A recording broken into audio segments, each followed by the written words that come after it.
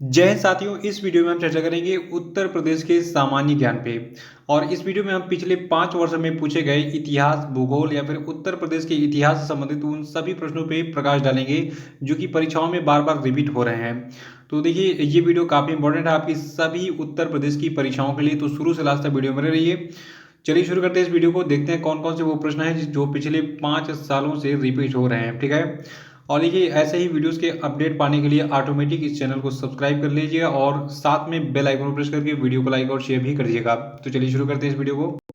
तो देखिए, हमारा पहला प्रश्न है कि उत्तर प्रदेश का पुराना नाम क्या था, यानी कि उत्तर प्रदेश को पूर्व में यानी कि पहले किस नाम से जाना जाता था। तो देखिए, उत्तर प्रदेश को पहले यूनाइटेड प्रोविंस के नाम से जाना जाता था। और वीडियो में आगे हम जानेंगे कि यूनाइटेड प्रोविंस उत्तर प्रदेश कब बना। अब याद रखिए कि उत्तर प्रदेश को पहले जो है, यानी कि पुराना नाम उत्तर प्रदेश का है यूनाइटेड प्रोविंस। और देखिए, ये प्रश्न एग्जाम में बहुत पूछा गया है कि उत्तर प्रदेश में मुख्यमंत्री के पद पर सबसे अधिक समय तक रहने वाले व्यक्ति का क्या नाम है।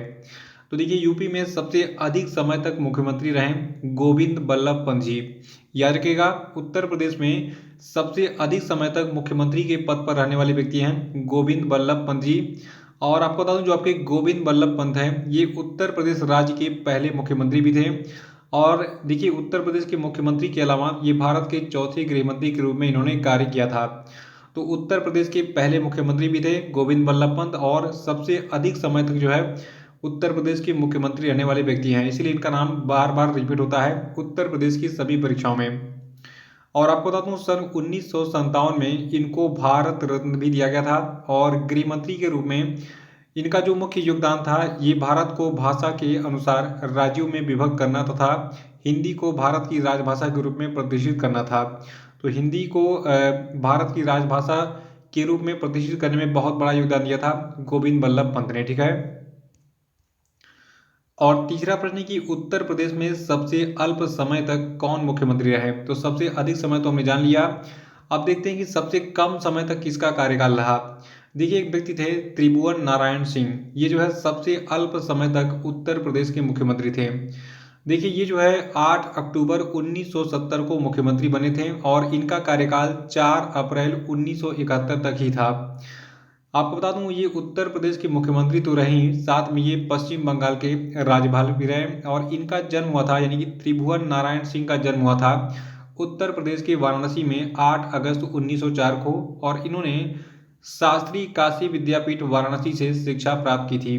तो अभी याद कर लिए कि उत्तर प्रदेश में सबसे कम समय यानी कि सबसे अल्प समय तक मुख्यमंत्री रहने वाले व्यक्ति थे त्रिभुवन नारायण सिंह।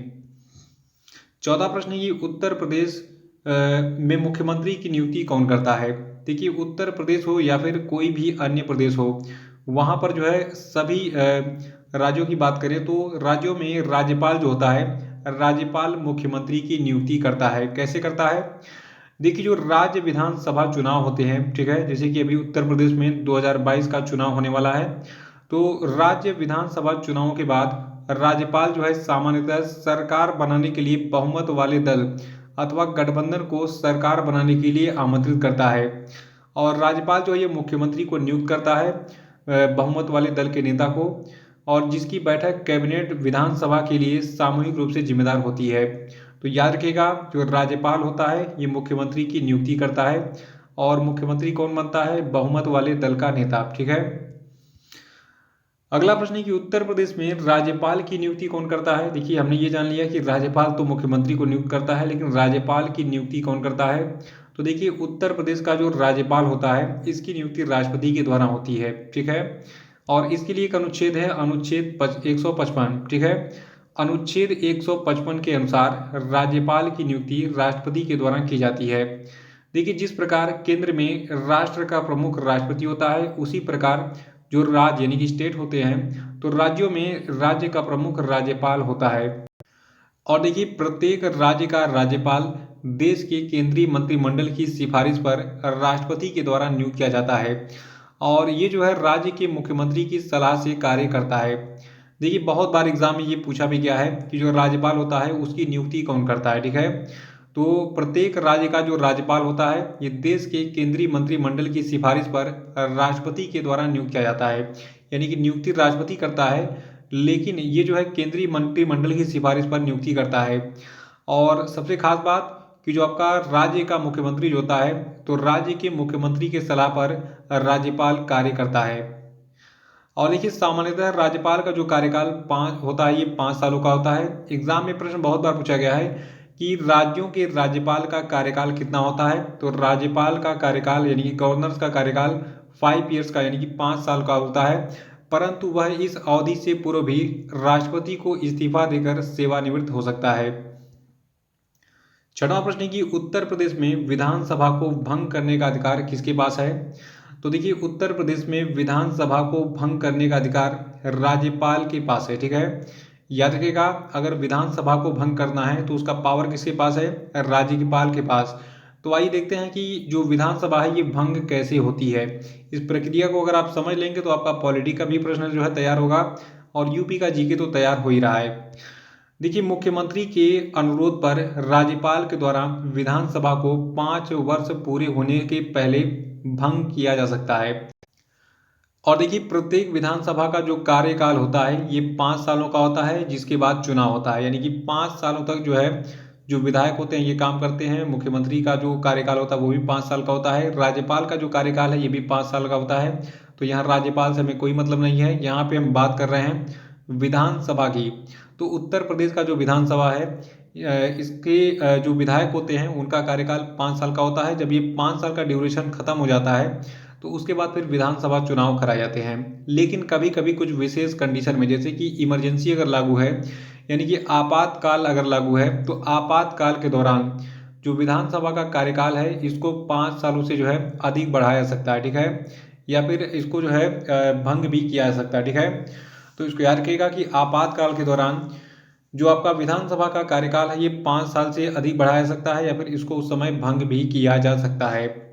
और देखिए विधानसभा का जो सत्र होता है ये आपातकाल के दौरान 6 महीने के लिए बढ़ाया जाता है। ठीक है, यानी कि पहले 6 महीने के लिए विधानसभा का कार्यकाल बढ़ेगा, अगर आपातकाल और लंबा चला गया तो फिर 6 महीने के लिए और भी इसको बढ़ाया जा सकता है। ठीक है, और देखिए विधानसभा को बहुमत प्राप्त या गठबंधन सरकार के खिलाफ अविश्वास प्रस्ताव प्राप्त होने पर भी भंग किया जा सकता है। तो इसको नोट कर लीजिएगा, स्क्रीनशॉट लेते रहिए हर एक पेज का, और स्क्रीनशॉट लेने के बाद इसको आराम से आप घर बैठ के नोट कर लीजिएगा। सातवां प्रश्न है कि अशोक द्वारा निर्मित भारत का जो राज्य चिन्ह है सिंह स्तंभ, ये उत्तर प्रदेश में कहाँ पर स्थित है। तो देखिए अशोक के द्वारा निर्मित जो भारत का राजकीय चिन्ह है सिंह स्तंभ, ये आपका जो है सारनाथ में स्थित है। यहाँ पे इसकी फोटो दिख रही है सिंह स्तंभ की। पहले जो 100 के नोट आते थे पुराने वाले, उन पर जो है इस सिंह स्तंभ का फोटो आपको देखने को मिलता था। तो भारत का ये राज्य चिन्ह है कौन, सिंह स्तंभ, ये उत्तर प्रदेश में कहाँ पर है, ये सारनाथ में है। सारनाथ कहाँ पे है, अगर आप बनारस गए होंगे तो आपने सारनाथ का भी लोकेशन देखा होगा, वहां से 10 किलोमीटर लगभग दूरी है सारनाथ की। ठीक है, देखिए सारनाथ में ये आपका सिंह स्तंभ तो है ही, लेकिन वहां पर देखिए अशोक की इस चतुर्मुख सिंह स्तंभ के साथ साथ भगवान बुद्ध का मंदिर भी है, धामेक स्तूप भी है सारनाथ में ही, और सारनाथ में चौखंडी स्तूप भी स्थित है। सारनाथ में ही राजकीय संग्रहालय बनाया गया है। सारनाथ में जैन मंदिर, चीनी मंदिर और मुलंग धकुटी और नवीन विहार इत्यादि दर्शनीय स्थल स्थित हैं। तो ये सारे प्लेसेस जो है सारनाथ में स्थित हैं। अभी हम फोकस कर रहे हैं कि सारनाथ में क्या स्थित है, भारत का राज्य चिन्ह सिंह स्तंभ। और आठवां प्रश्न की गुप्त काल में उत्तर प्रदेश के कौन से नगर व्यवसाय, शिक्षा और कला के प्रमुख केंद्र थे। तो देखिए गुप्त काल में मथुरा, कौशाम्बी और प्रयाग, ये तीनों जो है व्यवसाय, शिक्षा और कला के प्रमुख केंद्र थे। और देखिए गुप्त काल को इतिहासकारों ने कहा है कि ये भारत का स्वर्ण युग था। ठीक है, एग्जाम में प्रश्न क्या पूछा गया है कि निम्नलिखित में से किस काल को इतिहासकारों ने भारत का स्वर्ण युग माना है, तो ये गुप्त काल था। और देखिए गुप्त काल की राजधानी पाटलिपुत्र हुआ करती थी, और उस समय जो है संस्कृत और प्राकृतिक भाषाएं चलती थी। धार्मिक समूह समय जो है सबसे एक्टिव था जैन धर्म और हिंदू धर्म। ठीक है, बाकी कोई धर्म नहीं था उस समय, केवल हिंदू धर्म और जैन धर्म था।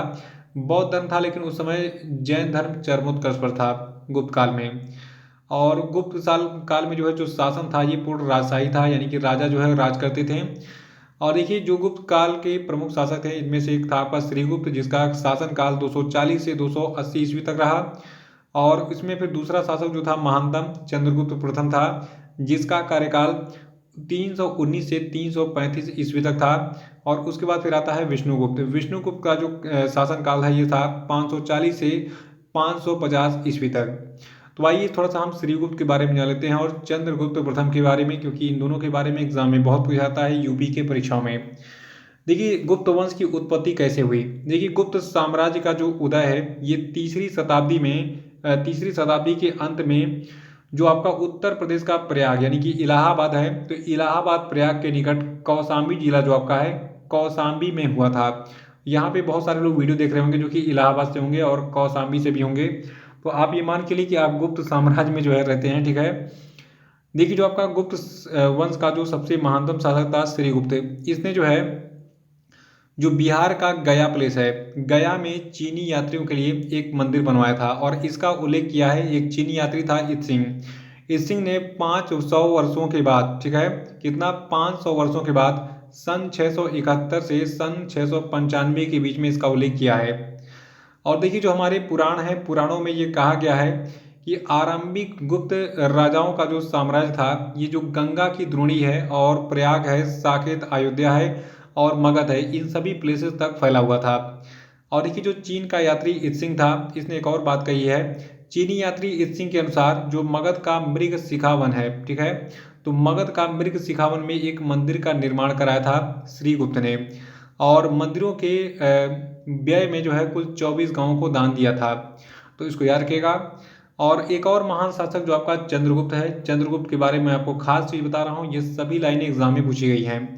देखिए चंद्रगुप्त प्रथम जो था ये गुप्त वंश का ऐसा पहला शासक था जिसने महाराजा धीराज की उपाधि धारण की थी और इसने शादी की थी लिच्छवी राजकुमारी से, ठीक है। ये जाति से बनिया था लेकिन इसने जो है एक क्षत्रिय राजपूत से जो है शादी की थी, लिच्छवी राजकुमारी से। और देखिए प्रोफेसर R.S. शर्मा के अनुसार जो गुप्त शासक चंद्रगुप्त प्रथम है ये वैश्य से बनिया थे, सॉरी मतलब जितने भी गुप्त शासक हैं सभी बनिया थे। मैं किसी पार्टिकुलर की बात नहीं कर रहा हूँ क्योंकि देखिए एक ही वंश है तो भाई बाप बनिया तो बेटा भी बनिया ही पैदा होगा। तो प्रोफेसर R.S. शर्मा ने अपने इतिहास में मतलब जो उन्होंने इतिहास की किताबें लिखी हैं, काफ़ी पॉपुलर किताबें हैं R.S. शर्मा की और इन्हीं के पॉइंट्स एग्जाम में पूछे जाते हैं यूपीएससी में, पीसीएस में, सभी परीक्षाओं में, ठीक है। तो R.S. शर्मा का इतिहास पढ़िए, वो सबसे यूनिक होता है। तो प्रोफेसर R.S. शर्मा के अनुसार जो गुप्त शासक हैं ये वैश्य से बनिया थे और क्षत्रिय कुल में विवाह के बाद इनकी प्रतिष्ठा और बढ़ गई थी, यानी कि इनकी शादियां किससे हुई, क्षत्रिय कुल में, ठीक है। तो ये इतिहास है थोड़ा सा गुप्त वंश के बारे में, इसको नोट कर लीजिएगा, ये एग्जाम में पूछे गए हैं। नवा प्रश्न है कि बौद्ध धर्म की वज्रयान शाखा का उदय उत्तर प्रदेश में कहाँ पर हुआ। देखिए बौद्ध धर्म की जो वज्रयान शाखा है इसका उदय उत्तर प्रदेश में सारनाथ में हुआ था। सारनाथ जाएंगे तो आपको काफ़ी खूबसूरत स्तूप वगैरह दिखेंगे वहाँ पे, तो कभी भी बनारस जाइए तो सारनाथ जरूर घूमिए। 10वां प्रश्न है कि किस सन में उत्तर प्रदेश का नाम संयुक्त प्रांत यानी कि यूनाइटेड प्रोविंस रखा गया। तो देखिए हमारा पहला प्रश्न यही था यूनाइटेड प्रोविंस, जो कि उत्तर प्रदेश का पुराना नाम है। तो देखिए जो उत्तर प्रदेश है इसका नाम यूनाइटेड प्रोविंस यानी कि संयुक्त प्रांत रखा गया था 1937 में। देखिए आज़ादी के पहले जो आपका उत्तर प्रदेश है ये United province of Agra and Awadh के नाम से जाना जाता था, ठीक है। तो उत्तर प्रदेश पहले जो है United province of Agra and Awadh के नाम से जाना जाता था और अप्रैल 1937 में इसका नाम बदलकर यूनाइटेड प्रोविंस किया गया था और आज़ादी के बाद फिर 24 जनवरी 1950 को ये संयुक्त प्रांत उत्तर प्रदेश में तब्दील हो गया। तो ये इतिहास है, बार बार नाम चेंज होते रहे उत्तर प्रदेश के, ठीक है। तो 1937 यानी कि अप्रैल 1937 में जो आपका ये United province of Agra and Awadh था ये बदलकर यूनाइटेड प्रोविंस हो गया। तो और 11वां प्रश्न है कि उत्तर प्रदेश में 1857 की क्रांति का आरंभ सर्वप्रथम किस नगर में हुआ था। तो देखिए ये नगर मेरठ है। देखिए 10 मई 1857 के दिन मेरठ से आज़ादी के पहले आंदोलन की शुरुआत हुई थी जो कि बाद में पूरे भारत में फैल गई। याद रखिएगा उत्तर प्रदेश में 1857 की जो क्रांति है इसका आरंभ सर्वप्रथम मेरठ से हुआ था। देखिए ये सारे रिपीटेड प्रश्न हैं, टू द पॉइंट मैं आपको इसलिए बता रहा हूँ, ज़्यादा डीप में नहीं जा रहा हूँ क्योंकि जैसा एग्जाम में पूछा गया है वैसा ही आप याद कीजिए। आपको विद्वान नहीं बनना है, आपको केवल उतना याद कर लेना है जितने में आप एग्जाम में टॉप कर जाएं और मेरा कारण मतलब मेरा टारगेट भी यही रहता है। 12वां प्रश्न है कि उत्तर प्रदेश भारतीय गणतंत्र का एक पूर्व राज्य किस सन में बना? तो देखिए जो उत्तर प्रदेश है ये भारतीय गणतंत्र का एक पूर्ण राज्य बना था 26 जनवरी 1950 को। देखिए साल 1950 में भारत के पहले भारतीय गवर्नर जनरल जो चक्रवर्ती राजगोपालाचारी थे, यानी कि सी राजगोपालाचारी थे, इन्होंने 26 जनवरी बृहस्पतिवार के दिन सुबह 10:18 पर भारत को एक संप्रभु लोकतांत्रिक गणराज्य घोषित किया था। और 13वां प्रश्न है कि उत्तर प्रदेश में काकोरी षड्यंत्र कांड कब हुआ? तो देखिए यूपी में काकोरी षड्यंत्र कांड हुआ था 9 अगस्त 1925 को। देखिए अगर आप लखनऊ गए होंगे तो लखनऊ के पास एक थोड़ा सा दूरी पे जो है हरदोई अगर जाएंगे आप, तो लखनऊ हरदोई के बीच में पड़ता है काकोरी स्टेशन। वहीं पे ये घटना हुई थी काकोरी षड्यंत्र कांड जिसको कहा गया था। देखिए जो काकोरी कांड है इसका इतिहास थोड़ा सा जान लेते हैं। इसमें कौन कौन से लोग शामिल थे, यहाँ पे फोटोज में तो आप देख ही रहे हैं, नाम भी जान लीजिए। देखिए काकोरी कांड के लिए हमेशा राम प्रसाद बिस्मिल, अशफाक उल्ला खान, राजेंद्र नाथ लाहिड़ी और ठाकुर रोशन सिंह जो इस कांड में शामिल थे, तो इनके साथ साथ कुल 10 क्रांतियों को जो है हमेशा याद किया जाता है। तो इसमें जो प्रमुख नेता थे काकोरी षड्यंत्र कांड के ये थे राम प्रसाद बिस्मिल, अशफाक उल्ला खान, राजेंद्र नाथ लाहिड़ी और ठाकुर रोशन सिंह। और काकोरी षड्यंत्र कांड कब हुआ था? 9 अगस्त 1925 को। ये प्लेस कहाँ पे है? उत्तर प्रदेश की राजधानी लखनऊ के पास में है काकोरी, ठीक है, काकोरी स्टेशन। 14वां प्रश्न है कि उत्तर प्रदेश में प्रसिद्ध बुलंद दरवाजा कहाँ पर स्थित है? देखिए ये सभी प्रश्न बहुत छोटे लग रहे होंगे, लेकिन कभी कभी यही प्रश्न जो है आपको एग्जाम में फंसा देते हैं, ठीक है। तो जिसको पता है वो रिपीट कर ले, जिसको नहीं पता है वो रट ले कि जो आपका बुलंद दरवाजा है ये फतेहपुर सीकरी में स्थित है। अब सवाल ये उठता है कि फतेहपुर सीकरी कहाँ पे है। देखिए आपको बता दूं बुलंद दरवाजा भारत के उत्तर प्रदेश प्रांत में आगरा शहर से 43 किलोमीटर दूर फतेहपुर सीकरी नामक एक स्थान पर स्थित एक दर्शनीय स्मारक है, ठीक है। तो आगरा से 43 किलोमीटर दूरी पर स्थित है फतेहपुर सीकरी, और इसका निर्माण अकबर ने 1602 ईस्वी में कराया था। तो उत्तर प्रदेश में जो प्रसिद्ध बुलंद दरवाजा है ये फतेहपुर सीकरी में स्थित है। 15वां प्रश्न कि उत्तर प्रदेश में चौखंडी स्तूप कहाँ पर स्थित है? तो देखिए जो चौखंडी स्तूप है ये आपका सारनाथ में है। बहुत सारे लोग इसमें कंफ्यूज हो जाते हैं। कुछ इस प्रकार से दिखता है ये चौखंडी स्तूप। आपको बता दूं चौखंडी स्तूप जो है तो ये उत्तर प्रदेश में जो है वाराणसी से 13 किलोमीटर, यानी कि बनारस जो है मैंने अभी बताया था लगभग 10 किलोमीटर, ठीक है, तो वो 13 किलोमीटर है। तो बनारस से 13 किलोमीटर की दूरी पर जो आपका सारनाथ पैलेस है वहीं पर ये चौखंडी स्तूप स्थित है। ये प्रश्न बहुत बार रिपीट हो चुका है, तो याद कर लीजिए कि सारनाथ में स्थित है चौखंडी स्तूप। और 16वां प्रश्न है कि उत्तर प्रदेश में मुगल कालीन लाल किला कहाँ पर स्थित है? देखिए उत्तर प्रदेश की अगर बात हो तो उत्तर प्रदेश में जो आपका आगरा जिला है, ठीक है, आगरा में लाल किला स्थित है। और देखिए एक लाल किला आपका कहाँ पे है? दिल्ली में। तो दिल्ली में भी लाल किला है और उत्तर प्रदेश में आगरा में भी एक लाल किला है, दोनों में अंतर याद रखिएगा। 17वां प्रश्न है कि उत्तर प्रदेश में अकबर की रानी जोधाबाई का महल कहाँ पर स्थित है? तो देखिए जो आपकी जोधाबाई का महल जो है ये फतेहपुर सीकरी में स्थित है, जो कि कुछ इस प्रकार से दिखता है। देखिए जो जोधाबाई का महल है ये आगरा के प्रसिद्ध ऐतिहासिक पर्यटन स्थल फतेहपुर सीकरी में स्थित है, ठीक है।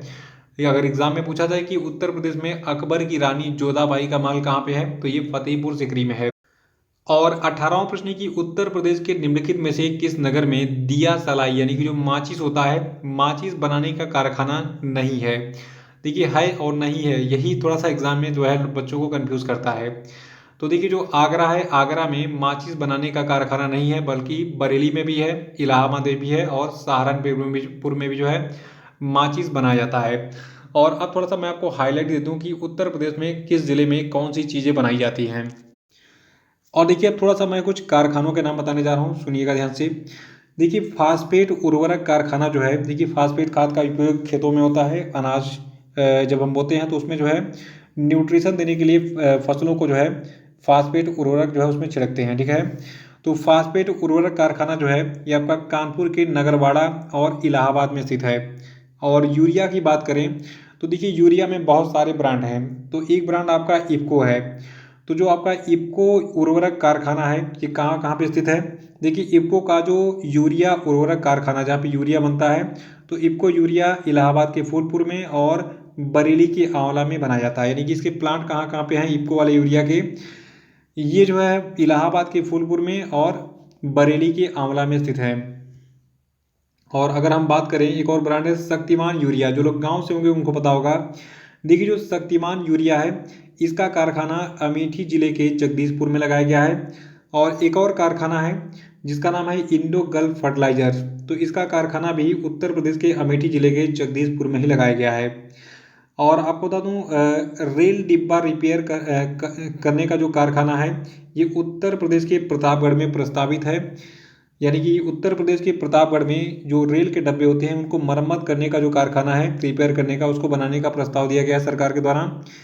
और डीजल लोकोमोटिव वर्क की बात करें तो देखिए जो बनारस है, ठीक है, बनारस में एक प्लेस है मंडुआडीह, तो मंडुआडीह में स्थित है डीजल लोकोमोटिव वर्क।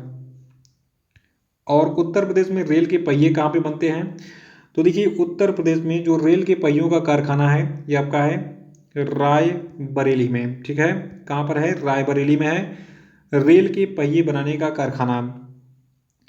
और एक और चीज़ है मॉडर्न बेकरीज, ठीक है, वही एग्जाम में पूछा गया है कि मॉडर्न बेकरीज कहाँ पे है।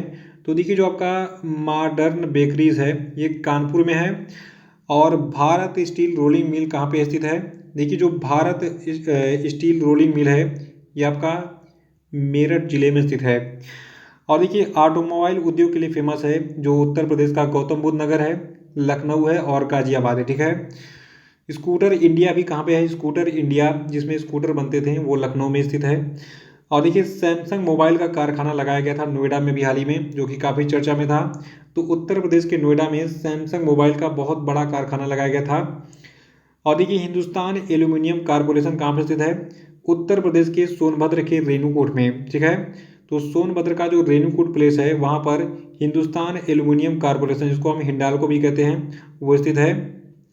और देखिए एक आयुर्वेदिक कंपनी है वैद्यनाथ आयुर्वेदिक औषधि फर्म, ये आपका जो है इलाहाबाद, ठीक है, इलाहाबाद के नैनी में स्थित है।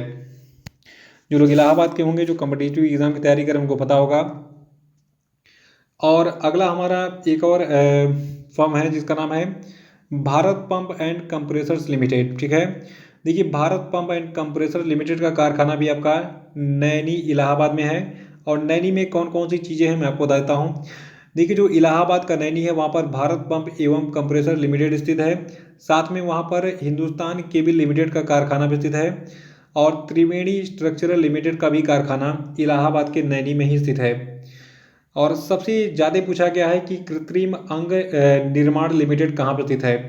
तो देखिए जो कृत्रिम अंग निर्माण लिमिटेड है ये आपका उत्तर प्रदेश के कानपुर जिले में स्थित है। कानपुर में जो है एलिम्को के नाम से ये फेमस है, मैंने देखा भी है थोड़ा सा, मेरा मतलब मैंने कानपुर यूनिवर्सिटी से एमएससी किया है।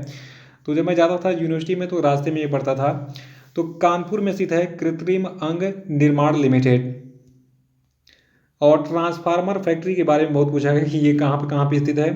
तो देखिए जो आपका झांसी है और झांसी के साथ साथ जो आपका मेरठ जिला है, ठीक है। तो मेरठ और झांसी इन दोनों प्लेसेस पर जो है ट्रांसफार्मर फैक्ट्रियाँ स्थित हैं। और एक और प्लेस है सिंगरौली कोयला खान। देखिए सिंगरौली बहुत ही फेमस प्लेस है। तो सिंगरौली में जो है क्या बनता, मतलब सिंगरौली वाला जो कोयला का खान है ये कहाँ पर है। तो देखिए जो आपका सिंगरौली कोयला खान है ये सोनभद्र जिले में पड़ता है, ठीक है। तो सोनभद्र में ये प्लेस आपका है सिंगरौली, जहाँ पर कोयले की खान है। एग्जाम में प्रश्न ये पूछा गया कि निम्नलिखित में से किस प्लेस में जो है उत्तर प्रदेश में कोयला पाया जाता है, तो इस सोनभद्र के सिंगरौली में पाया जाता है। और एक और इंडस्ट्री है इंडियन टेलीफोन इंडस्ट्रीज, ठीक है। तो देखिए कांग्रेस का शासन था और उसने बहुत सारी जो है, मतलब देखिए कांग्रेस का गढ़ है कौन सा प्लेस, रायबरेली और अमेठी। तो रायबरेली से जो है सोनिया गांधी चुनाव लड़ती हैं और अमेठी से चुनाव हार गए थे राहुल गांधी। तो देखिए इन दोनों ने वहाँ पे बहुत सारी फैक्ट्रीज लगाई हैं ताकि वहाँ के लोगों को रोजगार मिले।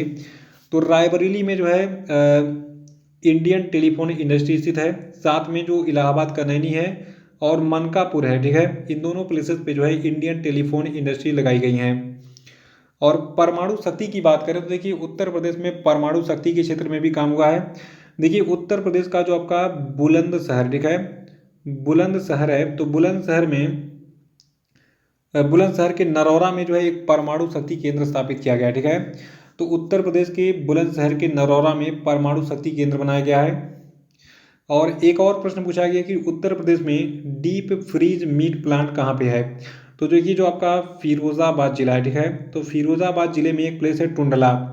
तो फिरोज़ाबाद के टुंडला में स्थित है डीप फ्रीज मीट प्लांट, यानी कि जो मीट होता है, मांस होता है, उसको जो है डीप फ्रीज करके उसको प्रिजर्व करते हैं, तो उसी का प्लांट लगाया गया है फिरोज़ाबाद के टुंडला में। और देखिए तेल शोधन, जो पेट्रोलियम पदार्थ होते हैं, देखिए आपने देखा होगा यमुना का पानी बहुत ही प्रदूषित हो गया है। क्यों? क्योंकि वहाँ पे जो है रिफाइनरी लगी हुई हैं, उनका पानी जो है यमुना नदी में ही जाता है, ठीक है। तो जो आपका ये तेल शोधन कारखाना है, ये आपका कहाँ पे है? मथुरा में स्थित है। तो मथुरा के किनारे, यमुना नदी के किनारे स्थित है मथुरा। तो मथुरा में स्थित है तेल शोधक कारखाना, जहाँ पे पेट्रोलियम को रिफाइन किया जाता है। और अगर आप लखनऊ से होंगे तो आपको पता होना चाहिए कि लखनऊ में अपट्रान कैपेसिटर लिमिटेड स्थित था पहले, जो कि अब बंद हो गया है। और देखिए चमड़े की बात करें, ठीक है, तो चमड़े का उद्योग जो है, इसके लिए फेमस आपका प्लेस है कानपुर।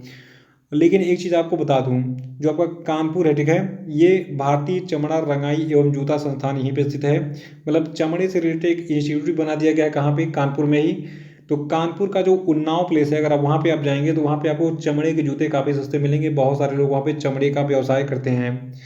तो कानपुर जो है ये कानपुर में स्थित है भारतीय चमड़ा रंगाई एवं जूता संस्थान, नोट कर लीजिएगा इसको। और देखिए आपको पता होना चाहिए कि जो आपका उत्तर प्रदेश का राजधानी लखनऊ है, ठीक है, यहाँ पर स्कूटर इंडिया लिमिटेड स्थित है, ये मैंने बताया था अभी आपको। और देखिए टाटा मोटर्स का ट्रक का प्लांट भी लखनऊ में लगाया गया है। और देखिए आपको एक चीज़ पता होना चाहिए कि उत्तर प्रदेश में आभूषण, यानी कि जो आप ज्वेलरीज पहनते हैं, ठीक है, तो आभूषण कहाँ पे बनाया जाता है? देखिए उत्तर प्रदेश में जो आपका आभूषण उद्योग है, ये बनारस और कानपुर में जो है काफ़ी प्रचलित है। मतलब कानपुर और बनारस, ये दोनों आभूषण केंद्र हैं उत्तर प्रदेश के।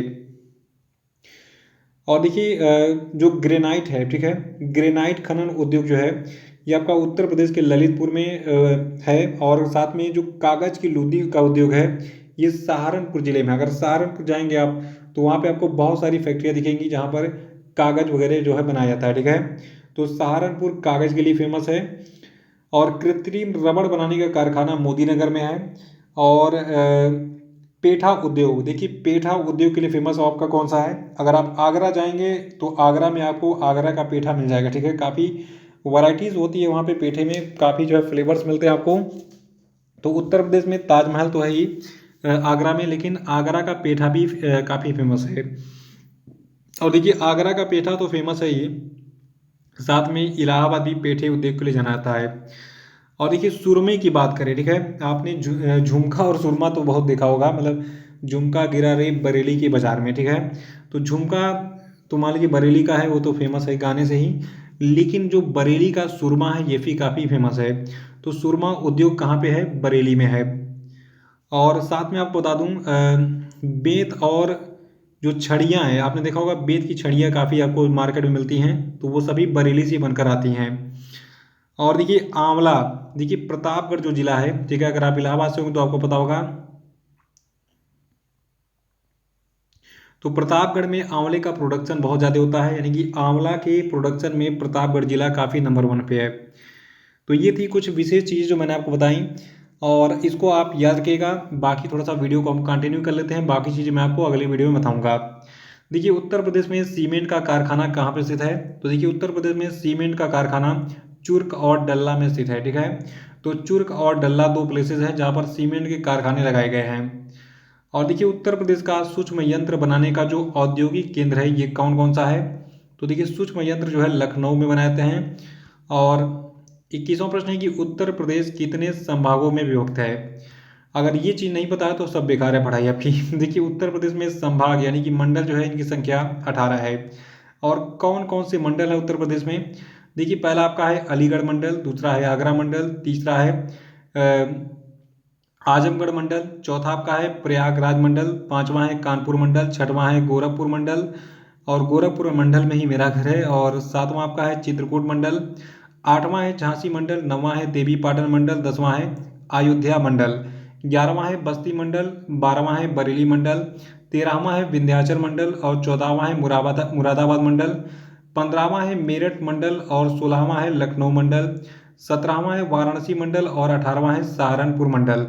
एग्जाम में अब प्रश्न क्या बनता है, आपने मंडल तो रट लिए कि 18 मंडल हैं, ये पूछता है कि जो कोई भी एक जिला उठा लेगा। जैसे पूछेगा कि जो उत्तर प्रदेश का बस्ती मंडल है, तो बस्ती मंडल में कौन कौन से जिले सम्मिलित हैं। तो आइए मैं थोड़ा सा ये चीज़ें भी आपको रिवाइज करा दूं कि जो आपके ये 18 मंडल हैं, तो इनमें कौन कौन सा जिला स्थित है। देखिए सबसे पहले हम बात करें लखनऊ मंडल की। तो जो आपका लखनऊ मंडल है, ठीक है, देखिए लखनऊ चूंकि राजधानी है भारत की, सॉरी उत्तर प्रदेश की, इसीलिए मैं आपको लखनऊ से शुरू करता हूँ। तो देखिए जो आपका लखनऊ मंडल है, तो इसमें जो है टोटल संख्या जो है जिलों की 6, यानी कि लखनऊ मंडल में 6 जिले आते हैं। लखनऊ में जो है लखनऊ आ गया, रायबरेली आ गया, उन्नाव, सीतापुर, लखीमपुर खीरी और हरदोई, ठीक है। तो ये 6 जिले जो है आपके लखनऊ मंडल के अंतर्गत आते हैं। और देखिए दूसरा आपका हो गया आगरा मंडल, ठीक है। तो देखिए जो आपका आगरा मंडल है, तो इसके बारे में आपको बता दूं, इसमें जो है 4 जिले सम्मिलित हैं। आगरा मंडल के अंतर्गत आगरा, फिरोजाबाद, मैनपुरी और मथुरा आते हैं। एग्जाम में प्रश्न ये पूछा गया है कि आगरा मंडल के अंतर्गत, ठीक है, कौन कौन से जिले आते हैं। तो आगरा मंडल के अंतर्गत 4 जिले आते हैं, आगरा, फिरोजाबाद, मैनपुरी और मथुरा। नोट करते रहिएगा, नोट्स बनाते रहिएगा। और देखिए अगला मंडल हमारा कौन सा है, आजमगढ़ मंडल। तो देखिए जो आपका आजमगढ़ मंडल है, ठीक है, तो आजमगढ़ मंडल में कितने जिले आते हैं। देखिए आजमगढ़ मंडल में जो है टोटल 3 जिले आते हैं। ये जिले कौन कौन से हैं, ये जिले हैं आजमगढ़, बलिया और मऊ, ठीक है। अगर आप ये टेट वगैरह का एग्जाम देते हैं, अगर आपको नौकरी मतलब आप जो है गवर्नमेंट जॉब क्वालिफाई किए हो कोई, तो ये लिखा होगा कि फला मंडल में जाइए। तो अगर आपको आजमगढ़ मंडल मिला होगा, तो उसके अंदर के जो जिले हैं आजमगढ़, बलिया और मऊ, वहाँ पे काउंसलिंग कराने का अवसर मिला होगा। नेक्स्ट हमारा है प्रयागराज मंडल, जो कि काफ़ी पॉपुलर है और हमारा जो एक तरीके से कहा जाए कर्मस्थली भी है। तो देखिए प्रयागराज जो है ये नया नाम है, पुराना नाम था इलाहाबाद मंडल, ठीक है। तो प्रयागराज मंडल में यानी कि इलाहाबाद मंडल में 4 जिले हैं। ये 4 जिले आपके हैं इलाहाबाद, फतेहपुर और कौशाम्बी और प्रतापगढ़। नेक्स्ट हमारा है कानपुर मंडल। देखिए कानपुर मंडल में 6 जिलों को रखा गया है और ये जिले आपके हैं कानपुर नगर, कानपुर देहात, फर्रुखाबाद, इटावा, औरैया और कन्नौज। और नेक्स्ट हमारा कौन सा है मंडल, गोरखपुर मंडल, ठीक है। देखिए गोरखपुर जो है ये वर्तमान मुख्यमंत्री योगी जी की कर्मभूमि है। तो देखिए जो गोरखपुर मंडल है, इसमें 4 जिले सम्मिलित हैं। ये जिले आपके हैं गोरखपुर, देवरिया, कुशीनगर और महाराजगंज। अगला मंडल हमारा है चित्रकूट मंडल। तो देखिए जो आपका चित्रकूट मंडल है, ठीक है, तो चित्रकूट मंडल में जो है चित्रकूट, महोबा, हमीरपुर और बांदा 4 जिले सम्मिलित हैं। नेक्स्ट हमारा है झांसी मंडल। देखिए जो आपका झांसी मंडल है, ठीक है, तो इसमें कितने जिले सम्मिलित हैं ये आपको याद करना पड़ेगा। देखिए झांसी मंडल में 3 जिले हैं, जो आपके हैं ये हैं झांसी, जालौन और ललितपुर, ठीक है। तो ये झांसी मंडल का पार्ट है। नेक्स्ट हमारा है देवी पाटन मंदिर। देखिए देवी पाटन में एक मंदिर भी है, काफ़ी फेमस है वो, वहाँ पे आप जा सकते हैं दर्शन करने। तो देवी पाटन मंडल जो है इसमें 4 जिले सम्मिलित हैं। ये जिले हैं गोंडा, श्रावस्ती, बहराइच और बलरामपुर।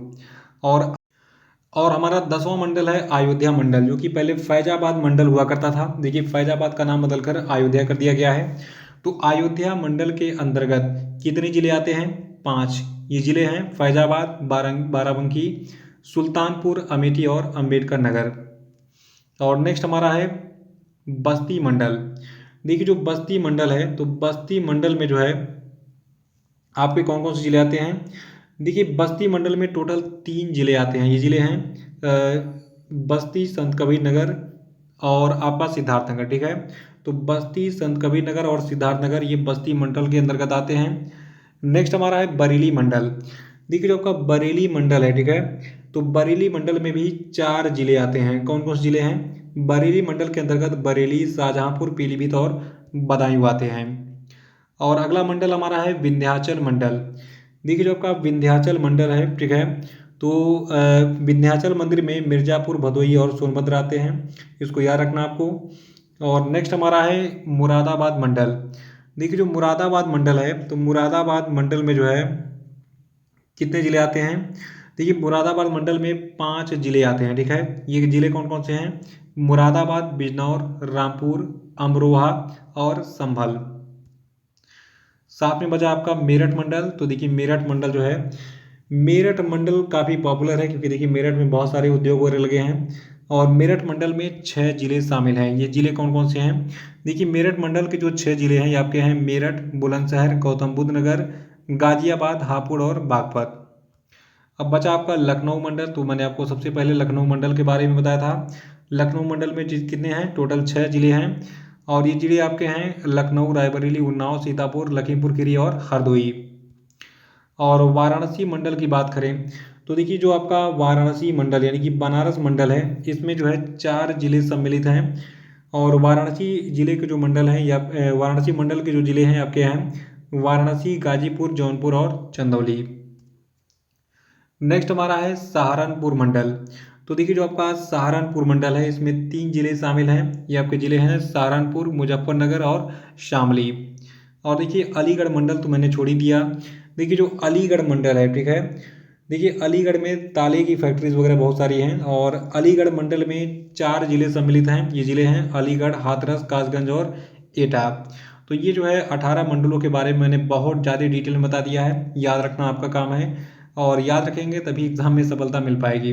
तो उत्तर प्रदेश में 18 मंडल है, इसका स्क्रीनशॉट लेके इसको आराम से नोट कर लीजिएगा। और जिले 75 हैं और 75 जिलों के नाम मैं नहीं लूँगा, आप इसका स्क्रीनशॉट लेंगे और इसको आराम से नोट करेंगे। तो इस पेज का स्क्रीनशॉट ले लीजिए। चलिए एक बार मैं बता देता हूँ कौन कौन से जिले हैं ताकि सुन के आपको याद हो जाए। तो देखिए उत्तर प्रदेश में 75 जिले हैं। इनमें से आपका पहला है आगरा, फिर दूसरा है अम्बेडकर नगर, तीसरा है आजमगढ़, चौथा है बलिया, फिर बाराबंकी, बिजनौर, चंदौली, एटा, फर्रुखाबाद, गौतम बुद्ध नगर, गोंडा, हापुड़, जालौन, अमरोहा, कानपुर नगर, खीरी यानी कि लखीमपुर खीरी, लखनऊ, मैनपुरी, मेरठ, मुजफ्फरनगर, रायबरेली, संभल जिसको भीमनगर नाम दे दिया गया है, शाहजहांपुर, सिद्धार्थनगर, सुल्तानपुर, अलीगढ़, मेरठ, बागपत, बलरामपुर, बरेली, बदायूं, चित्रकूट, इटावा, फतेहपुर, गाजियाबाद, गोरखपुर, हरदोई, जौनपुर, कन्नौज, कासगंज, कुशीनगर, महाराजगंज, मथुरा, मिर्ज़ापुर, पीलीभीत, रामपुर, संत कबीर नगर, शामली, सीतापुर, उन्नाव, इलाहाबाद, औरैया, बहराइच, बांदा, बस्ती, बुलंदशहर, देवरिया, फैज़ाबाद, फिरोज़ाबाद, गाजीपुर, हमीरपुर, हाथरस जिसको महामाया नगर के नाम से भी जाना जाता है, झांसी और